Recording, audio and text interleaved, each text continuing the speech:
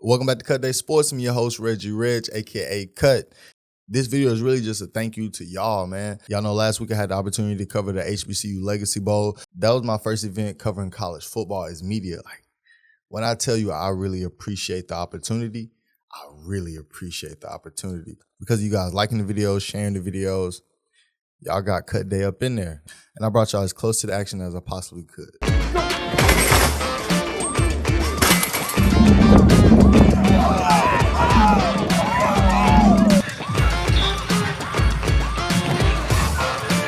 The ability to see how the players attack their craft was amazing, man. Some high-level coaching is definitely going on in the HBCU ranks.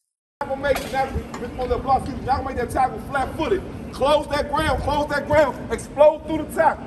All right? You want to dislodge the ass from the football. Let's say I'm shaded on the feet. What I want to do is snap the ball, boom, hit it. Engage with him, take him upfield. Now, all that guy can do, at best, he can get to my hip, that's it, right? But if I'm going vertical now, he's not going to be able to root me out of there, all right? So all we want to really work on right here is both stepping, getting vertical, eliminating that guy's ability to come and try to overtake us on that scoop or that double team. Everyone knows that we came around within the last 2 years and started covering HBCU sports. And we had a lot of success fairly quickly. That while it is a good thing, there's a drawback to it. There's so many steps that you miss along the way. So sometimes you got to go back to step one. It's some of the most basic stuff that you would think I would have completely down. But no, when I go somewhere for the first time, I like to sit back, observe, and just watch other people in the environment. And while that is a good thing at times, when it's business, it could be a bad thing.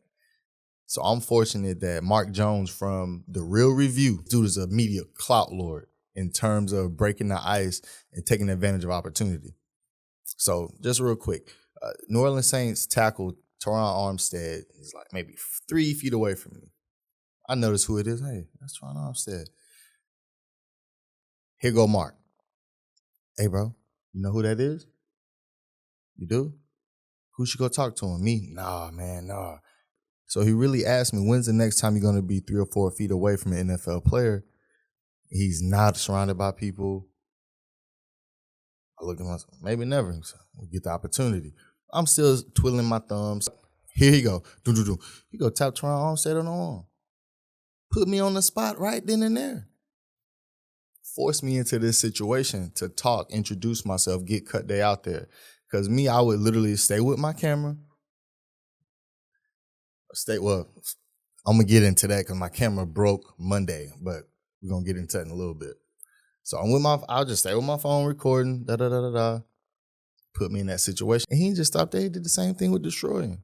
So shout out to Mark Jones of The Real Review, bro. When I tell you, he didn't have to do none of that. So anytime someone gives me a piece of advice or shows me something I don't know, I'm eternally grateful for that. So shout out to Mark Jones from The Real Review. Trust me. I paid attention. Get out of it. Another gentleman I ran into over the HBCU Legacy Bowl was Mr. Rick Sincere of MTMV Sports. He had his team out there, and I was just watching how they move and how they go about their business. And I was like, let me ask something. Hey, Mr. Rick, how did you assemble your team? How do you manage so many different personalities? And he took the time. He didn't have to give me that, but he took the time and explain how he does what he did, how he assembled his team, some exercises that they do to help everyone mesh better together. And he even offered me to come and observe so I can see how team building really happens. So that was, come on, man, that's invaluable information I really couldn't get anywhere else. And then 2 days ago, he followed up and hit me with more information. And I'm definitely going to get that posted to you ASAP. So I'm really appreciative of that because, like I said, they didn't have to. The next gentleman up is Mr. Bill Carroll. When I tell you Mr. Bill still has scouting reports from players from 1980s, like I said, when we saw Teron Armstead, he was like, man, I still got his scouting report from years ago. Mr. Bill is a real knowledgeable person about a little bit about everything, man. No matter what we talked about, he had a response and was very, very knowledgeable of the situation. And he's been scouting guys for a very long time. And for a guy to take his time, and break different things down, that stuff is very, very important to me, man. So Thank you, Mr. Carroll. I definitely enjoyed the time we spent talking over football and just about life in general. Shout out to you. Appreciate you. Got a chance to kick with him. He's actually one of the first people I talked to when I got there, right? Because the first person I recognized, oh, there go Blue. Let me go holler at him because that's the only person I knew besides the players, of course. This man is insane when it comes to football, boy. He has stats on every single player, and he has extreme patience. He'll wait for an interview for 30 minutes. 30 minutes. And it's not about views because that's not his main focus.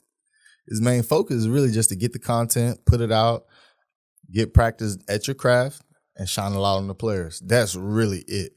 The last person, man. Tuck from South Carolina State Bulldog Report. However he looks in his pictures, he's bigger and stronger. Look, man, like, hey, Cut, how you doing? Hey, whoa. Back up. You lifting too many weights, bro. Hey, man, Tuck was all business. He came there to shine a light on his Bulldogs. And I love it. Got in there, was working the sideline, trying to get as close as possible, walking on the field. I love it when a guy has that type of passion for his team. You go out there and rep and really get in the field and do that work. Adversity hit me Monday hard, man. When I say hard, I mean hard. So before I leave Atlanta, I check all of my equipment, plug it in, no problem, everything's working. So this is what happened. Before I left Atlanta, I plugged my laptop box into my mirrorless camera. Man, I done bought all these attachments for this camera. I done bought a small rig, a video monitor, fried the motherboard. Done. So talk about mad, bro, pissed off. In hindsight, it was all a test. How bad do you really want it? So glad I didn't fold because I would have missed the opportunity of a lifetime to be around these guys, see how they interact with one another, watch them grow, and to see them all network and connect and build relationships that's going to last far longer than football will. Those are the things that matter. And I don't know what angles they're using on TVs, man, but a lot of these guys are bigger than you think. I'm 5'11", 190. I'm standing next to somebody, dude, like, dang, boy, what you eating? What he been eating? McClain from Southern? Boy.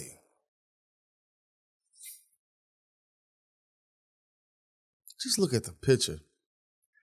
The picture looks small. This man is swole, boy. Look, I saw players, big players, bouncing off of him. One of my favorite DBs, known for cracking heads, hit McClain, bang, square. He bounced off McClain. McClain stood up, looked at him like, I was like, oh, shit. My dog got to get up. Hoping my dog get up. Hey, look, man, thank y'all for watching the content. Thank y'all for supporting me. It's a lot to come in 2022. Let's get it. Cut day out.